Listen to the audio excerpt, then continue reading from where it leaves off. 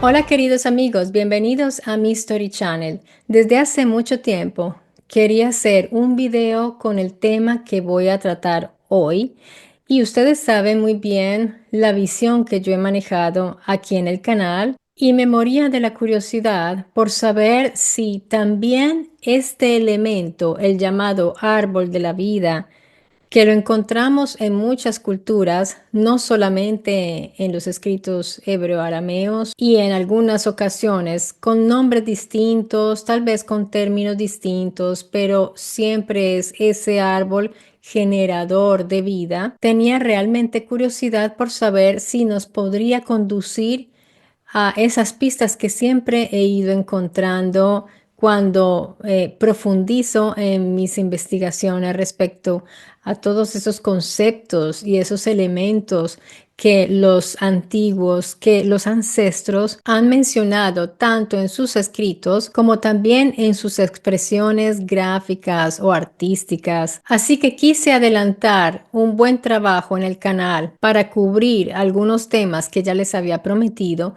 para poder concentrarme en este, porque veo que nadie ha profundizado al respecto.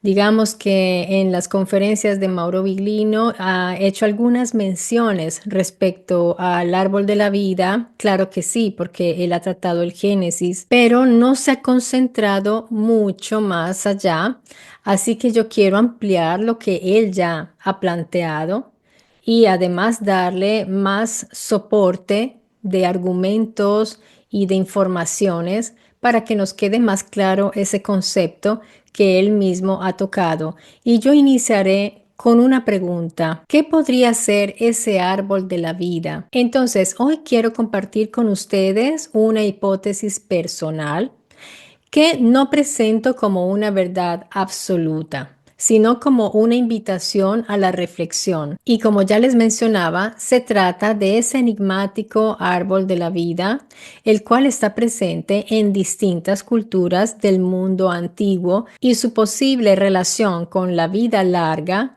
el conocimiento y una tecnología o una ciencia olvidada. También quiero aclararles que algunas imágenes en este video como en otros las he creado yo mediante la inteligencia artificial. Otras pueden ser imágenes de archivo de algunos elementos arqueológicos, otras simplemente son ilustraciones. Así que todas estas imágenes que yo les presento en mis videos es con el objetivo de dinamizar un poco la narración, de que no sea monótona y también de vehicular un poco las ideas de mi visión respecto a todos estos conceptos e ideas que estamos encontrando en las narraciones antiguas, por lo cual es subjetivo, por lo cual es simplemente representativo y no representa una realidad o una verdad absoluta.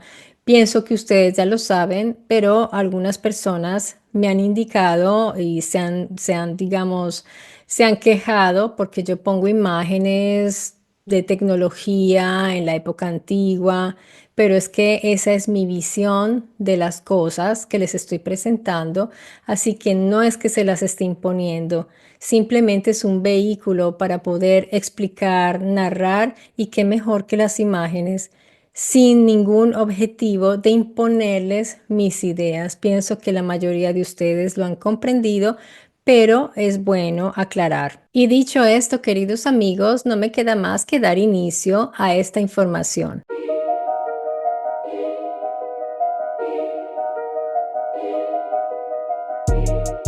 En casi todas las culturas que representan un árbol de la vida, este aparece como un símbolo central del universo, un eje cósmico o el llamado axis mundi. ¿M? Así, digamos que conecta el cielo con la tierra y con lo que los historiadores han identificado como el inframundo, pero que yo poco a poco me he ido dando cuenta que muchas veces estos inframundos eran lugares físicos reales que existían y que existen. Así que en algún video les pude dar pruebas de esto respecto a los sumerios, por ejemplo, de algunos lugares llamados el inframundo, el más allá, que en realidad existen. Entonces, yo puedo tener el convencimiento hasta ahora de que es así, pero ustedes, si no quieren pensar que es así, al menos ténganlo como una posibilidad y como una duda. Hay además un ejemplo real de esto, como el Gehenna o infierno, que bien sabemos ya que era un lugar físico que se encontraba en Jerusalén, donde botaban los desperdicios, los animales muertos y quemaban todo allí. Luego pasó a ser un lugar metafórico o simbólico, pero existió y es un lugar físico que todavía está. De manera que esto, pues para mí es casi una certeza, pero digamos que ustedes pueden dejarlo al menos en términos de la duda. La presencia del árbol de la vida está siempre asociada a la fabricación del hombre, la fertilidad y especialmente a la vida larga o inmortal. Digo inmortal en el sentido siempre de larga vida, no de eternidad, porque el concepto de eternidad no existe, al menos aquí en la esfera terrestre, y ni siquiera en el espacio, porque también en el espacio todo es cíclico y ya se han ido dando cuenta que el mismo universo pudo haber tenido un inicio y un final siempre cíclicos. Dejemos eso ahí. Ahora en este video no voy a profundizar al respecto. Pero sobre las atribuciones dadas a los árboles de la vida en Mesoamérica, por ejemplo, tenemos a Patrick Johansson Keraudren, quien ha propuesto que la verticalidad del árbol era indispensable para los rituales por su papel como un eje transmisor de fuerza vital, o teotl. Johansson era un filólogo, filósofo e investigador especialista en pensamiento náhuatl y literatura indígena mesoamericana. O sea, que es una persona, pues, que entiende mucho respecto a la literatura indígena del Mesoamérica. Realizó estudios de conceptos fundamentales como el teotl, que él interpreta, él lee o decodifica como una energía divina. Eso es lo que él ha identificado en el teotl. También el tonali, que para él es un alma energía. Y el ijiotl, no sé si lo estoy pronunciando bien. Entonces todos estos conceptos, pues él los ve como lo que les acabo de decir. Precisamente yo lo que quisiera resaltar por ahora es el hecho de que el árbol o la verticalidad están efectivamente indicando una unión o un intercambio entre el cielo, o sea, el cosmos, y la tierra, lo terrestre, y también lo que está debajo de la capa terrestre, o sea, el interior de la tierra. Tengamos en cuenta que precisamente el lugar de origen de estos llamados dioses colonizadores del pasado era ese precisamente, el cosmos, o al menos es lo que podemos deducir debido a que en los mismos relatos los ubican en esos lugares lejanos y a veces hasta se han nombrado algunos sistemas galácticos o constelaciones. Cuando nosotros abordamos estos temas siempre nos encontramos como en dos vías, entre dos vías. Una es la visión de los arqueólogos y antropólogos, que yo siempre les hablo de los oficiales, son ellos. Esa, digamos, es la oficialidad, los estudiosos oficiales, que ven en estos relatos un sistema coherente de ideas, conceptos y prácticas interconectadas lógicamente entre sí, que explican el mundo, el ser humano, el origen, el orden, la muerte y el conocimiento, según la visión de estos estudiosos, claramente. Pero por otro lado tenemos la segunda vía, que es una visión de quienes ven en estos relatos prehispánicos tradicionales, indígenas o autóctonos, ven mitos, leyendas, supersticiones, rituales, los ven como relatos de bárbaros o historias simpáticas sin un valor intelectual. Digamos que son dos visiones bastante opuestas. Pero debo decir que dentro de la oficialidad existe la visión de la mitología. Claramente lo ven con mucho respeto, con admiración, no así de esa manera peyorativa de que son mentiritas tontas, pero efectivamente ellos clasifican como mitología esos relatos. Entonces, digamos que en eso están de acuerdo ambas visiones. Una que es más bien reductiva, que los ha visto como gente primitiva sin ningún conocimiento serio, y los otros dicen, bueno, estas personas sí tenían un conocimiento y un conocimiento que de hecho a veces se acerca a una ciencia. Algunos lo piensan así, pero también tenían mitos. ¿Cuándo? Pues cuando hablan de incoherencias para la racionalidad del científico, lo catalogan inmediatamente como mitología. Pero yo he ido descubriendo que no es tan así.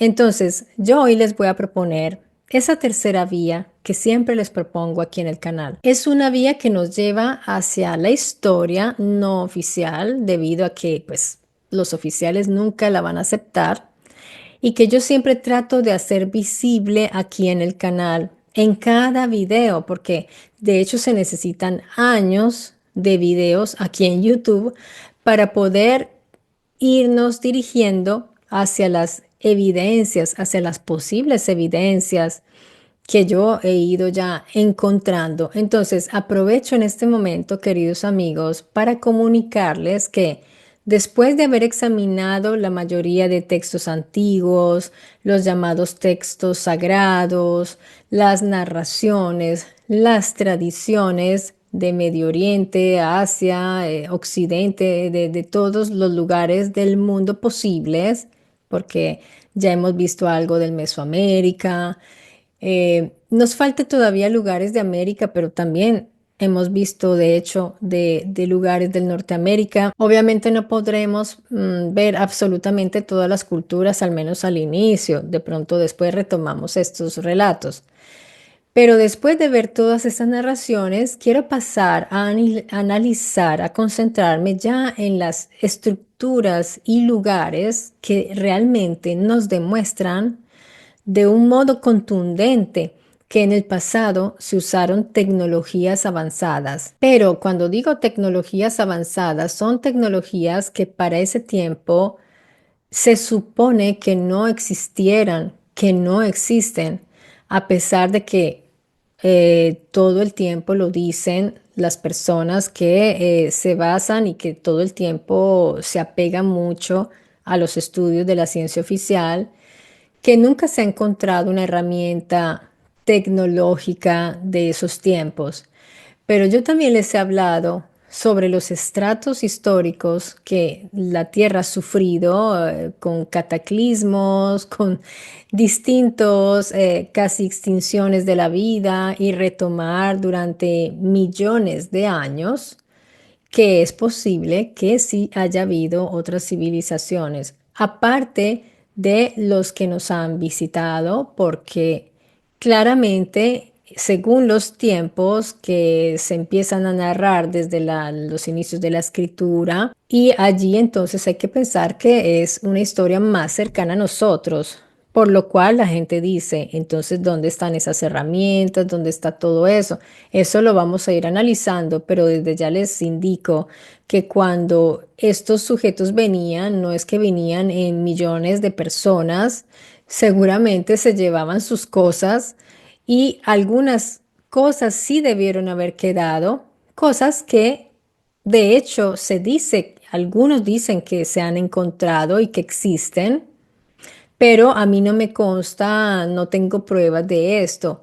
Podemos ir a mirar también esos relatos, fotografías y estudiar eso si hay alguna posibilidad de que sean ciertas, según las fuentes, según los informes que podamos tener a la mano.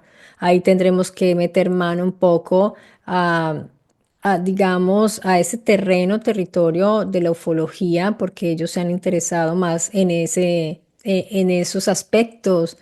O sea, esto tiene muchas ramas y esto que les estoy diciendo es la temática de la paleoastronáutica, de la cual se encarga de investigar la posibilidad de todos esos contactos en el pasado.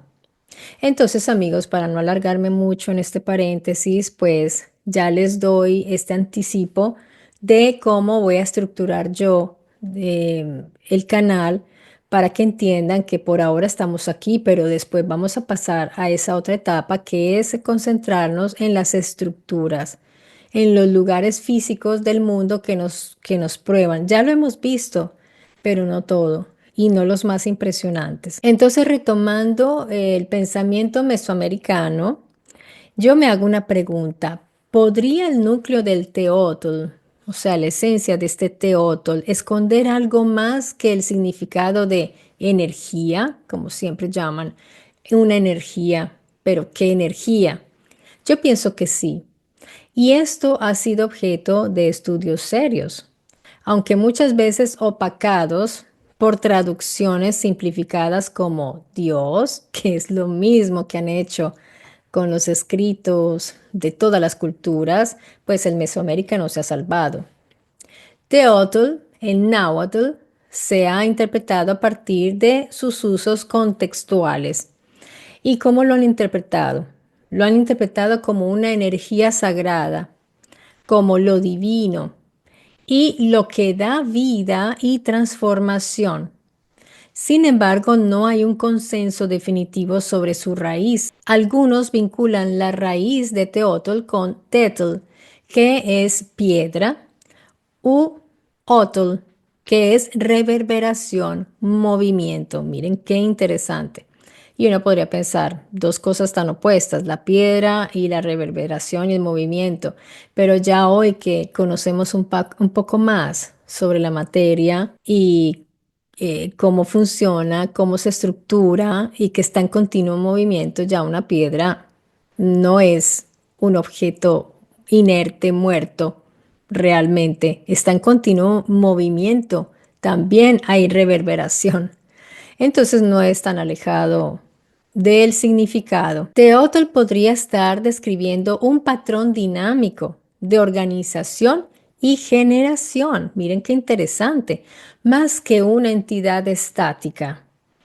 En un video anterior analicé la presencia de elementos de ciencia moderna en el Kybalión. ¿Se acuerdan? Y quise hacer el mismo ejercicio en este caso y me hice la siguiente pregunta. ¿A qué podría compararse el teotl en la ciencia moderna? Hay algunas personas que se molestan por esa lectura porque me dicen que no es justo que yo tome textos antiguos para leerlos en clave tecnológica, moderna y ciencia. Pero a mí me parece, y estoy de acuerdo con el pensamiento también de Mauro Biglino y otros estudiosos, que han dicho, los textos antiguos, si se leen con esa clave, se puede encontrar tecnología, ingeniería y ciencia. Y ya con la lectura que les hice, con ese análisis del Kybalión, realmente eso a mí me confirmó esta idea y creo que aquí también la vamos a encontrar. En la cualidad de Teotl, por ejemplo, que genera y transforma toda la realidad, podríamos encontrar paralelo con el campo cuántico de energía, efectivamente. El vacío cuántico, que no está realmente vacío, recordemos eso, que ya sabemos, es un océano de energía latente, fluctuando constantemente, da origen a partículas y materia. Por otra parte, el ADN, ojo, el ADN es una estructura molecular altamente organizada que almacena información para construir y mantener un organismo. Vamos poco a poco y ya van a ir entendiendo por qué yo pongo estos dos conceptos en paralelo. Porque ustedes se estarán preguntando, pero ¿dónde está la relación entre el campo cuántico y el ADN? Bueno, aunque no es una relación directa en la ciencia clásica, o sea, el campo cuántico está en un nivel subatómico, mientras que el ADN en un nivel molecular, sí podemos encontrar una analogía profunda y ya les voy a decir cuál es.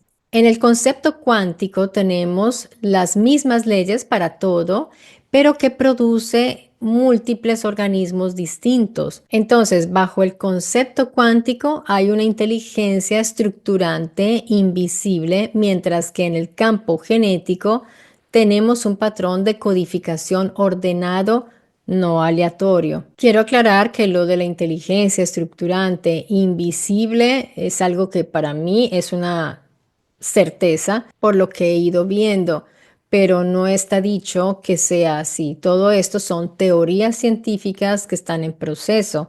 Entonces, digamos que bajo el concepto cuántico que propone que hay una inteligencia estructurante invisible, por otro lado, en el campo genético tenemos un patrón de codificación ordenado, no aleatorio. Así como el campo cuántico da origen a la materia, el ADN, por otro lado, da origen a la forma viva. Ambos conservan una unidad en su base, que es un campo o código, pero permiten una infinita diversidad de manifestaciones. Entonces, cuando yo vi todos esos dioses que para los estudiosos son simplemente las caracterizaciones de uno solo, fíjense que ellos también tienden a como a unificarlo, porque para ellos son unos arquetipos simbolizando un solo Dios, o sea que tienden también a casi que a monoteizar el deísmo mesoamericano, pero bueno, ellos son estudiosos, yo no quiero minimizar todos sus análisis y sus estudios con mucho respeto. Yo veo que podría tratarse más bien de unas manifestaciones que vemos representadas probablemente en todas estas deidades del Teotl. ¿Por qué? Porque podrían ser individuos con varias características físicas, las cuales vienen realzadas o vienen enfatizadas en estos glifos. ¿Y por qué tienen diferentes características? Precisamente eso es lo que hace el ADN.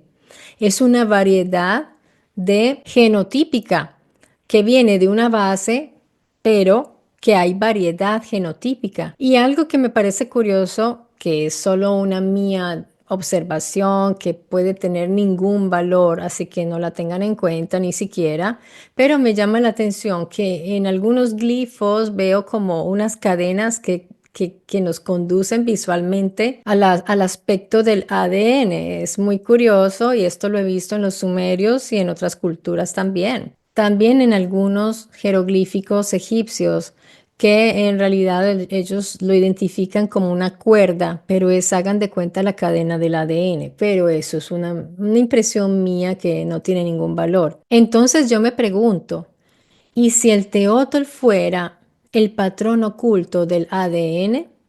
¿Parece imposible?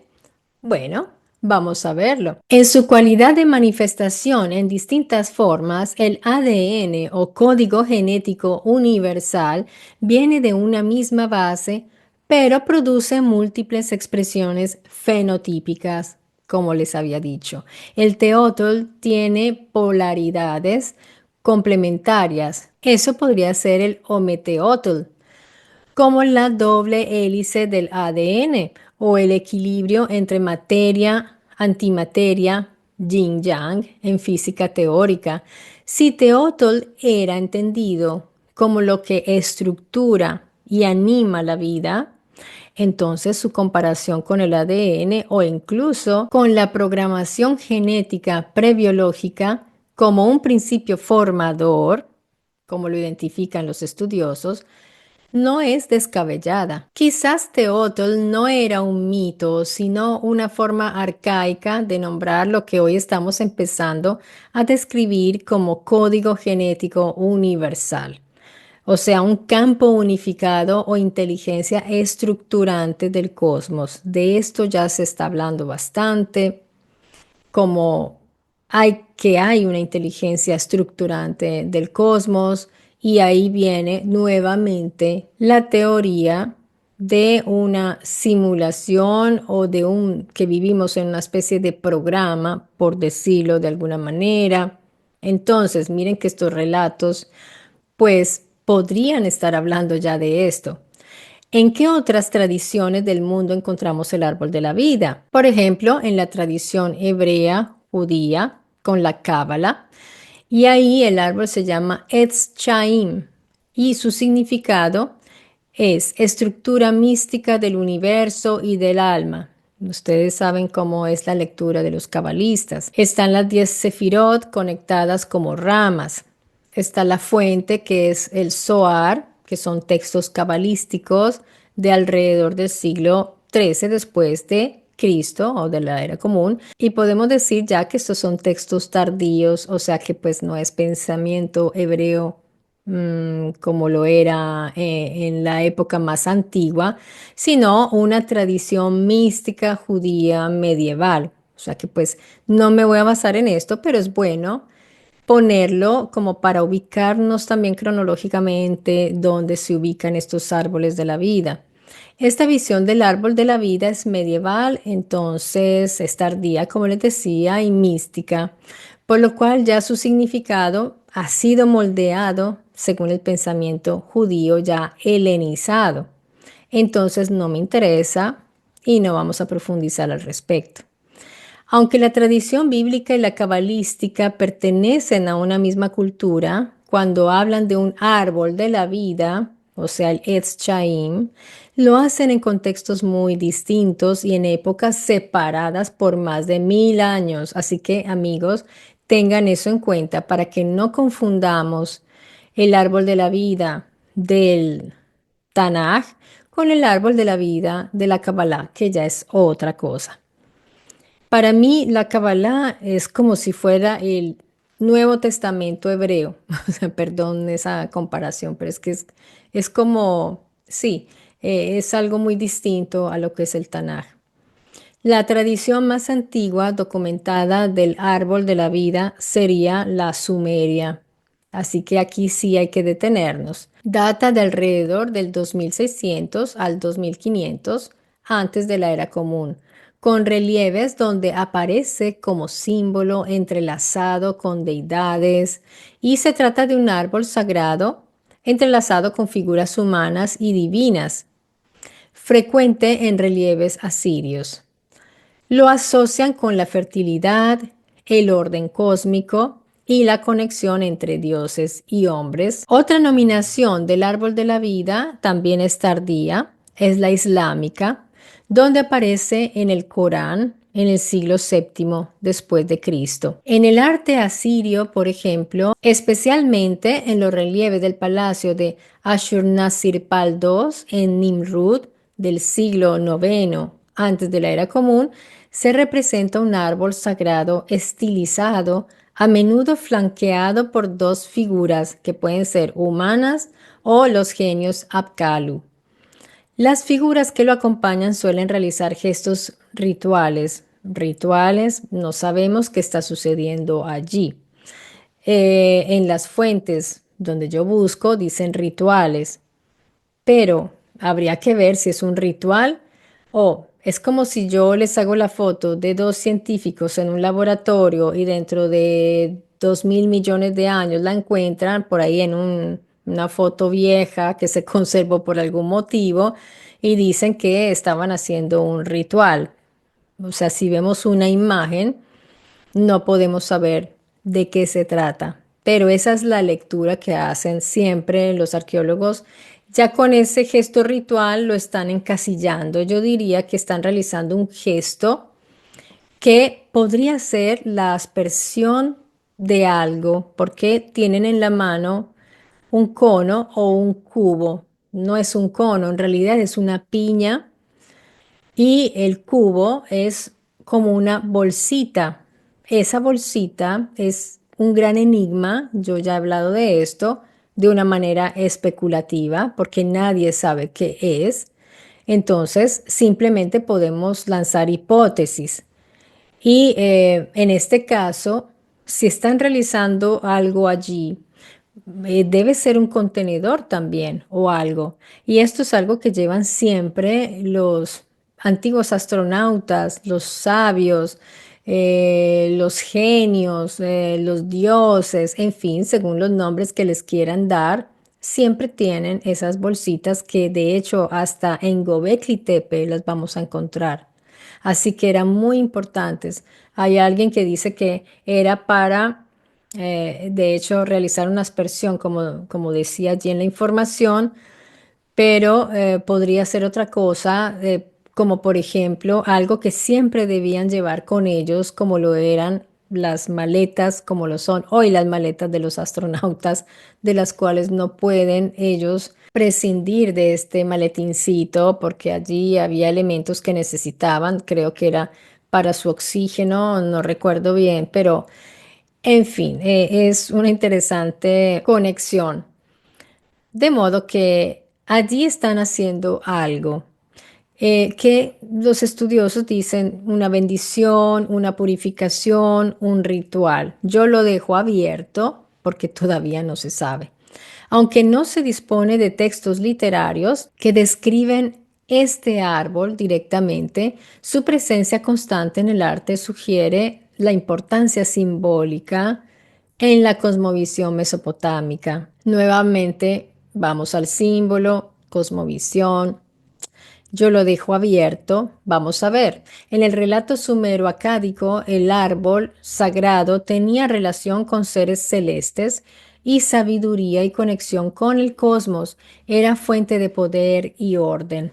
Entonces, vamos teniendo en cuenta todos estos elementos y características que se han ido identificando. En el mito acadio, por ejemplo, de Etana, hay algo interesante, porque se describe un gran árbol en cuyas raíces vive una serpiente.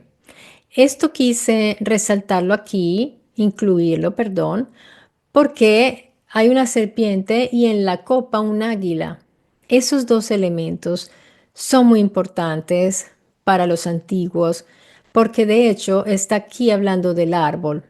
O sea, el árbol está conectado con los dioses, con el cosmos, con la vida y podemos hablar también de linajes genéticos. Y aquí no es gratuito que haya una serpiente porque la serpiente puede estar representando esa estirpe de los serpientes, no las serpientes, los serpientes, que eran unos individuos con unas ciertas características.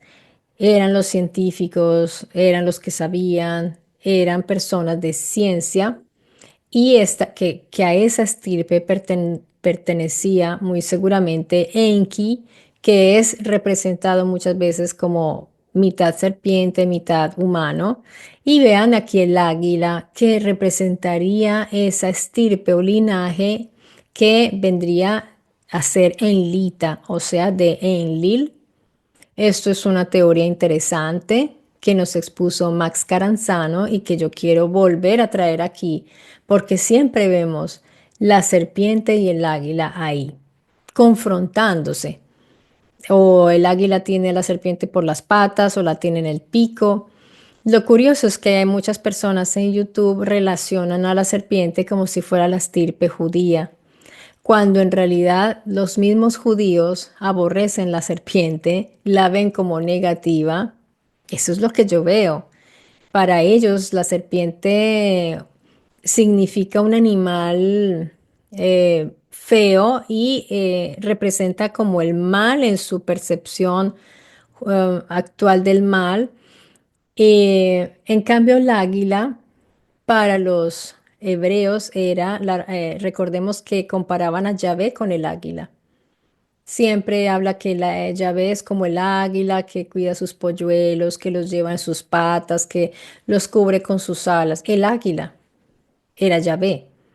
Y recordemos que a Yahvé lo han conectado con Enlil por sus características, eran muy parecidos temperamentalmente, caracterialmente.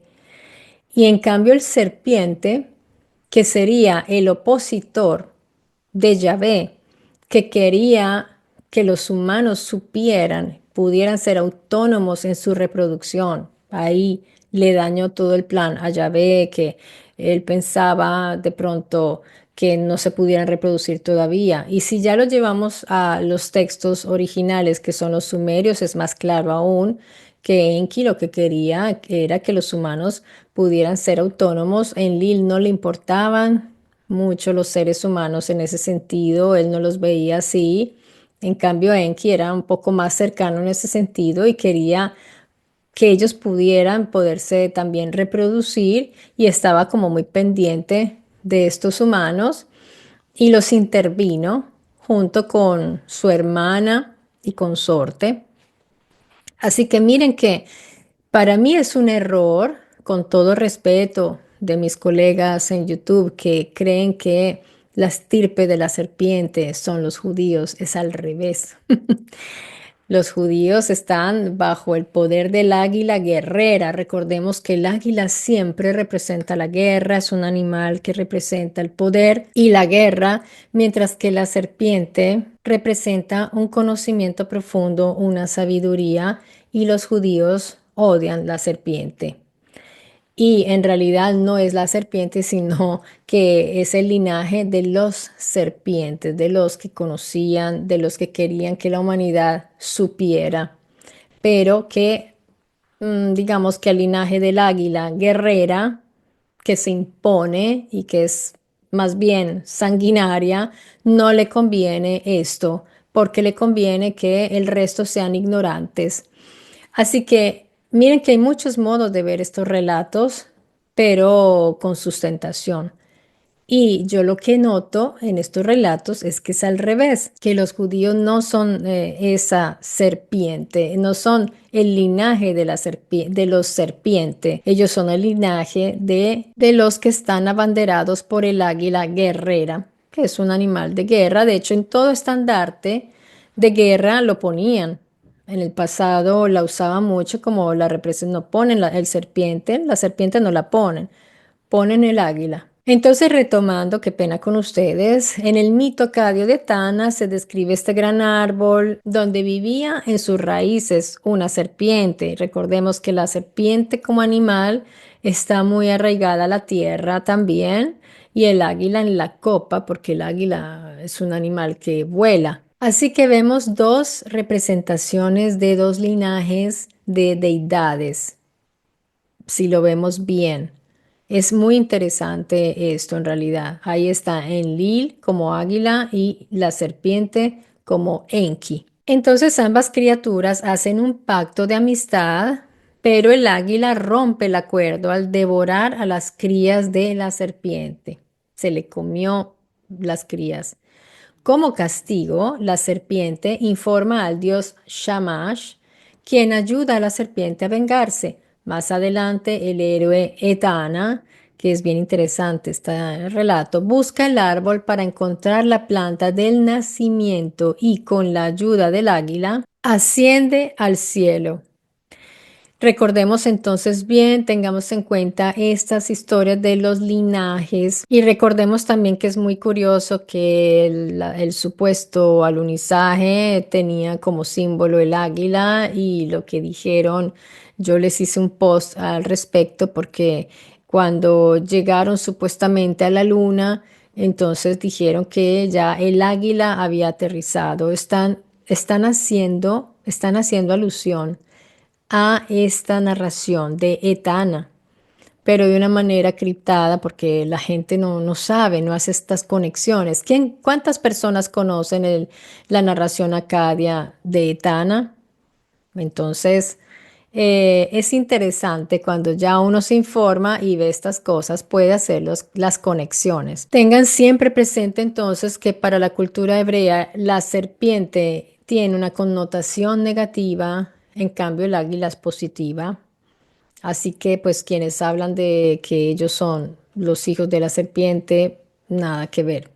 Detrás de estos mitos orales podemos rastrear algunos datos importantes. Por ejemplo, en la tradición islámica es el árbol de la inmortalidad. Aquí quiero hacer un paréntesis que sé que es importante, porque acabamos de decir un término el cual ha sido polémico, inmortalidad. Vamos a ver cuál es la palabra que traducen en el Corán como eternidad. Bueno, esta palabra es abd kulud.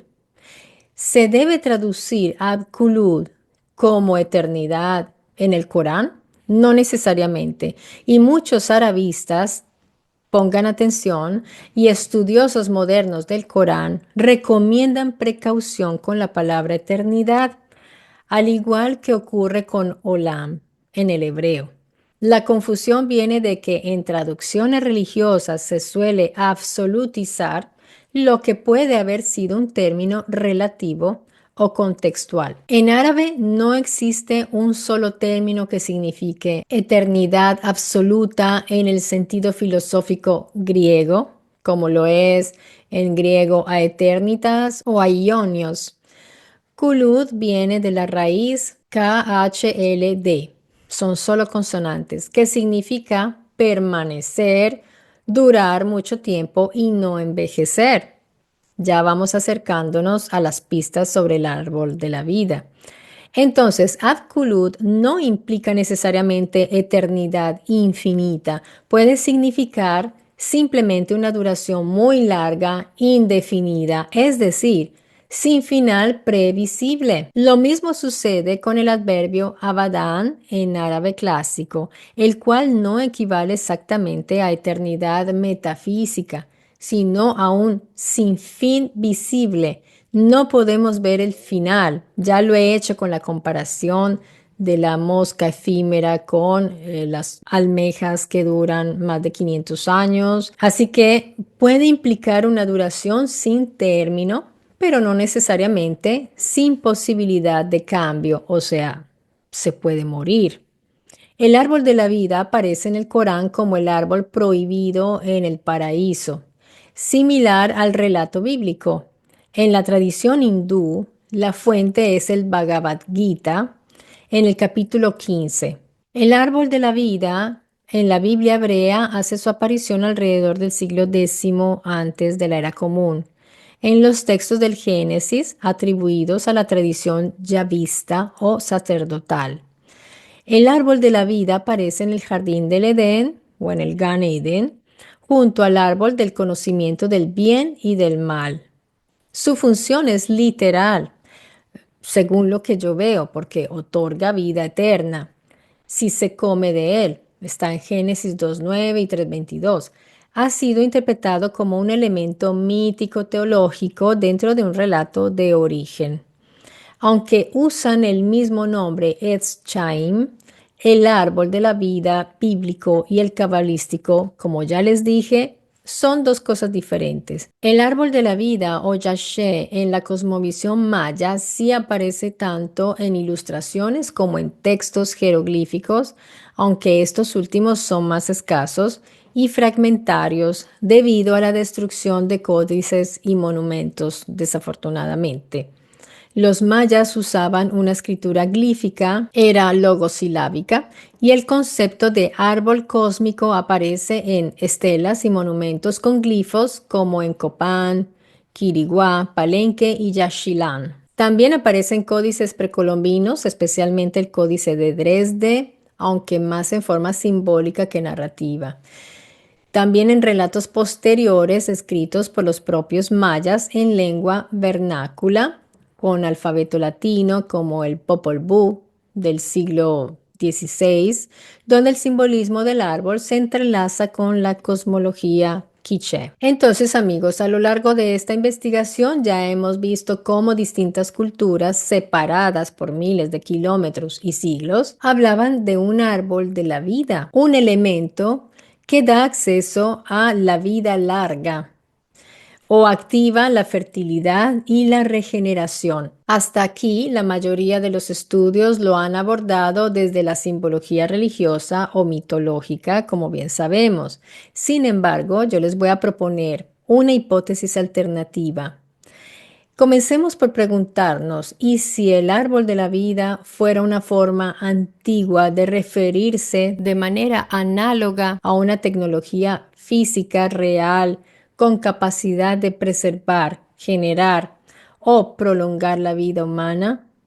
En nuestros días existen reservorios genéticos, bancos de ADN criogenia, embriones conservados e incluso proyectos de prolongación de la vida mediante edición genética, CRISPR, terapia celular o transferencia de plasma joven, como ya les he hablado en algunas ocasiones respecto a los millonarios que están invirtiendo justamente en estas técnicas. Estas tecnologías son usadas por élites científicas y económicas y permiten almacenar vida en estado potencial, embriones, células madre, gametos, e intervenir la biología para extender la longevidad o ralentizar el envejecimiento. Eso es una obsesión de hoy. No envejecer. Envejecer, cuando se nos ven ya las líneas de expresión, es algo visto como algo feo, como algo que no debería suceder y se está sintiendo mucho esa presión en realidad. O sea que estos relatos empiezan a tomar cada vez más coherencia porque nosotros estamos viviendo lo que quizás ya se vivió. Preservar y reactivar información genética también con fines reproductivos o regenerativos. Desde un punto de vista moderno, esto es ya una forma práctica y real de árbol de la vida. Una estructura tecnológica y biológica que preserva y transmite la vida a través del tiempo. Si asumimos que los antiguos no disponían de un lenguaje científico moderno, pero sí comprendían intuitivamente ciertos procesos, es lógico que utilizaran recursos lingüísticos para visualizarlo como una estructura donde se preserva o manipula la vida, sea un dispositivo, una máquina o un centro laboratorio, pudo haber sido descrito como árbol. Ellos estaban en un recinto cerrado, por ejemplo, digo ellos, los adamitas, estaban en un recinto cerrado donde se manipulaba genéticamente, tanto los seres humanos como los animales y los vegetales que iban a usarse como alimento. Y eso todavía hoy vemos los resultados de todas estas prácticas que se realizaban. Entonces, pudo haber sido descrito esto como árbol, no porque tuviera hojas, sino porque podía ser análogo a ese elemento, dador del fruto de la vida, o simplemente porque tenía ese aspecto. En Sumeria y Asiria, los Apkallu custodiaban un árbol estilizado y parecían interactuar con él mediante estas piñas y bolsas, los bolsitos. Eran elementos técnicos, quizás, instrumentos. En la Biblia, el árbol quedó restringido tras lo que ocurrió, como si se tratara de una tecnología prohibida a la cual ellos no deberían tener acceso porque podían alargarse la vida. Esa era la preocupación de los Elohim. Así que los alejan del Gan Eden, restringen la entrada del Gan Eden y no como un castigo o medida punitiva, lo hicieron como una medida preventiva para evitar que ellos pudieran acceder y alongar su vida, prolongarla. En Egipto los rituales de vida eterna se realizaban junto a un sicomoro sagrado del que brotaba el agua y el fruto de la inmortalidad.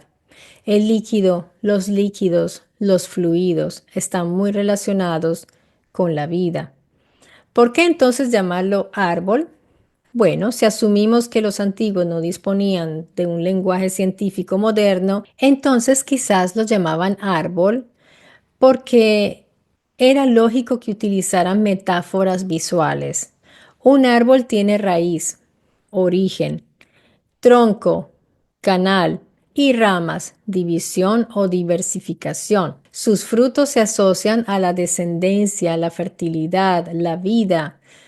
Pero no es contradictorio usar esas analogías si las entendemos no como símbolos poéticos vacíos, sino como formas de descripción literal dentro del vocabulario antiguo. Si ustedes son seguidores del canal, se estarán diciendo, pero un momento, Marta, siempre nos ha mantenido una lectura literal. ¿Por qué ahora nos hablas de que este árbol pueda ser una metáfora? Bueno, si se lo están preguntando, entonces se merecen una Mystery medalla por ser tan buenos observadores y por ser tan agudos. Ahora entonces me dan la oportunidad de explicarlo. Cuando se hace una lectura literal, lo que en realidad se está haciendo es decir, este texto describe algo que realmente sucedió, que existió o que fue visto. Hasta aquí creo que está claro, ¿verdad? Pero eso no significa que todo lo que aparece tenga que ser comprendido, descrito con los términos adecuados. Entonces, cuando se describe un árbol con sus raíces, troncos, ramas y fruto, como lo decía de un modo metafórico, en realidad no se está usando esto simbólicamente para negar la existencia del objeto en sí, sino para comprender cómo ellos describieron algo que sí era real, pero con unas palabras que no existían en la época. Entonces, los antiguos no podían decir ADN, no conocían el término biobanco, código genético o campo cuántico. Por eso la forma en que nombraban cosas reales era mediante estructuras que sí conocían, o sea, los recursos, el árbol, el agua, la serpiente, el pan, trono, fuego, carro. Entonces lo llamaron árbol, no porque fuera un símbolo mítico, sino porque se comportaba como un árbol. Entonces efectivamente tenía una estructura, había crecimiento, se relaciona con el crecimiento, con el origen, con una ramificación genética, vida, en fin. Entonces, ¿se puede decir que es literal? Sí, perfectamente. En este caso, árbol no es una metáfora literaria moderna, sino una metáfora literal ancestral, o sea, a la inversa. Espero que me hayan entendido. Era el modo de nuestros ancestros explicar algo de lo cual no tenían ellos la terminología. Por lo tanto, llamarlo árbol no era algo simbólico, metafísico, mas era un modo de denominar algo de lo cual no tenían todavía la terminología adecuada o por lo que sabemos hoy. Entonces, yo concluyo con esto que tal vez el árbol de la vida no era un mito, tal vez era un banco genético antiguo, un centro de regeneración o incluso un protocolo de activación genética reservado solo para unos pocos. Así que esto es un ejercicio de repensar estos relatos. Esto es lo que estamos haciendo. No se trata de sustituir una interpretación o muchas interpretaciones con otra. Se trata de repensar estos relatos, analizarlos, compararlos con lo que sucede hoy, porque quizás en el pasado se vivieron situaciones análogas a las que hoy vivimos, porque si nosotros vemos cómo se produjo el ser humano, cómo se produjo en las distintas narraciones antiguas, prácticamente, como lo decía ese profesor judío de quien ya Mauro Viglino ha hablado y yo también les he mencionado aquí, que él decía, la clonación ya existe en la Biblia. Y también en relatos del Mahabharata, por ejemplo, podemos ver cómo se producían miles de soldados, se producían de a 100 soldados, todos idénticos, los llamaban de hecho los gemelos, todos eran igualitos. ¿Por qué? Porque seguramente eran clones. Así que, pues es interesante, digo, seguramente es como lo veo yo. Como les digo, amigos, todo esto se trata de continuar nuestras investigaciones, no para no concluir nunca, porque no se trata de quedar siempre con las mismas preguntas, pero esto requiere tiempo. Muchas personas quieren respuestas inmediatas. Muchas personas se desesperan y a mí me han dicho, tú eres una persona ambigua, eres una persona que se va por las ramas, que evade. No, yo no estoy evadiendo nada, ni estoy yendo por ninguna ramas. Realmente las únicas ramas que yo sujeto aquí en mis estudios y en mis investigaciones son las ramas de la ciencia y nada más. Y no pretendo traerles verdades absolutas ni las respuestas inmediatas, simplemente para que ustedes digan, oh, Marta, ¿cómo sabes? Simplemente estamos aquí llevando unos estudios que llevan tiempo para con el tiempo poder tener respuestas más sólidas si es que las hay, porque no está dicho que todo tenga respuestas. Y es precisamente por eso que hay un pensamiento religioso tan arraigado, sobre todo en el pueblo latinoamericano, porque en realidad ahí, en sus iglesias, en sus cultos, les dan respuestas inmediata a todo.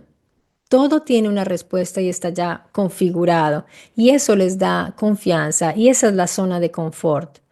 La zona incómoda es esta que estamos siguiendo las personas que están conmigo en el canal, porque no es cómoda, requiere mucho trabajo y requiere esfuerzo mental y de muchos tipos y también de tiempo, porque soy consciente de que quienes ven mis videos están aquí por a veces por más de una hora.